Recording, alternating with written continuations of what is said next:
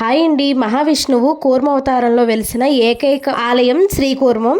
శ్రీ మహావిష్ణువు దశావతారాల్లోని రెండో అవతారమే ఈ కూర్మావతారం. కూర్మావతారానికి చెందిన ఆలయం మన భారతదేశం మొత్తంలోని ఒక్క శ్రీకూర్మంలోనే ఉన్నది. ఏ గుడికి వెళ్ళినా సరే విగ్రహం మనకి ఎదుటను దర్శనమిస్తుంది. కానీ శ్రీకూర్మం ఆలయంలోని విచిత్రం ఏంటి అంటే ఇక్కడ స్వామివారు పడమట ముఖాన్ని ఉంటారు. అంటే ఈ గుడిలోని స్వామివారు ఎడమ పక్కన ఒక గోడ వారికి ఉంటారు. చిన్న ఎత్తు వేదిక మీద మూల విరాట్గా 3 భాగాలుగా మనకి దర్శనమిస్తారు. మధ్యలో ఎత్తుగా ఉన్నది స్వామివారి వీపు భాగం, దానికి ముందున్న భాగం తల భాగం, వెనుకకు తక్కువ పరిమాణంలో ఉన్నది తోక భాగం.